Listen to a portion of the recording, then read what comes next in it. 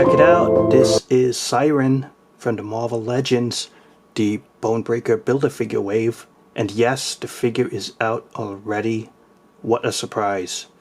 Somehow, the Siryn, as I'm making this video, and the Wolverine are available, but not the others, and they're all set to ship in about October or November.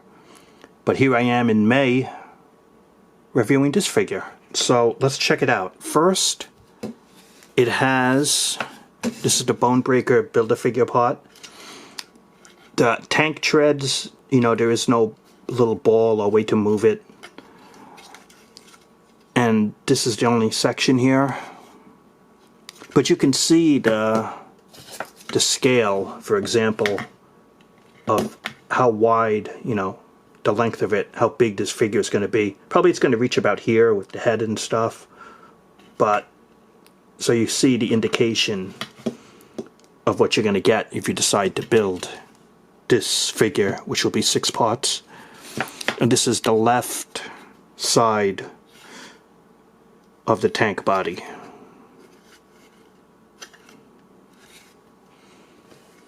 The biggest complaint is it doesn't have a screaming alternate head with an open mouth for her sonic effect.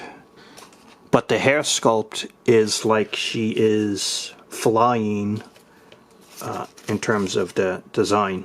You know, one reason to get this character was in the early days of the X-Force comic book, she was one of the early recruits when they added new members. And she also had a on and off thing with Deadpool back in the day. So Siryn became kind of an important member for those early 1990s comic books. The one thing that's very hard to do for this figure, and they tried their best, is she has like a cape type thing going on. And it's like, how do you portray that in plastic? And they went with this, not cloth, but it feels kind of like a, maybe sort of, and I'll probably get it wrong, probably like a vinyl type of, or a tablecloth type of feel, plasticky to it. And I'm not sure if that was the right way to go.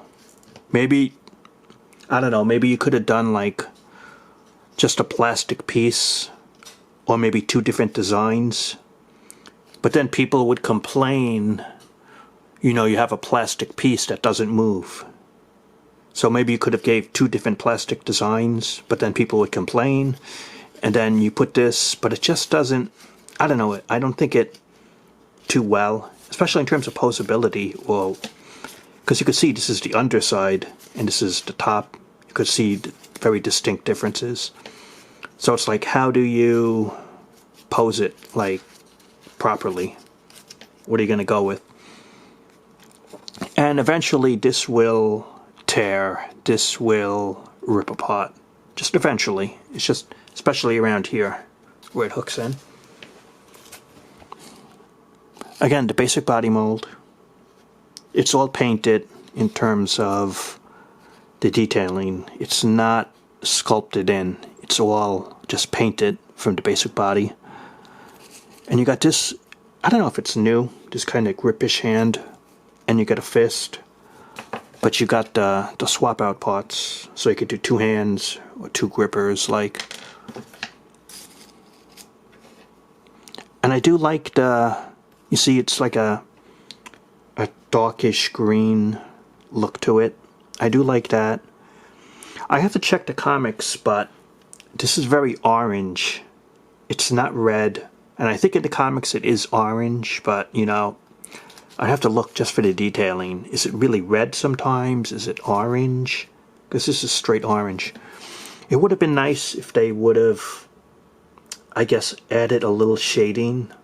Or maybe make 2 tones for the red. Or orange, just like added in. It's like one big glob of sculpt without detailing. It looks nice, I mean, but the paint detailing would have been nice. I think the head sculpt looks nice. I don't think it's been previously used. It looks original. Nicely done.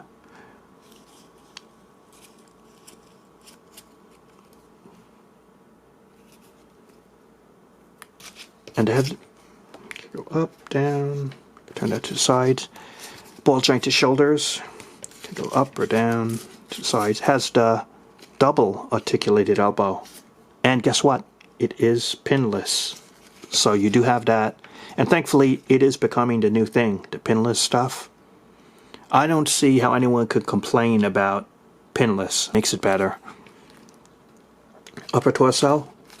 But I really hope in the new figure body molds, they give us some female waist articulation.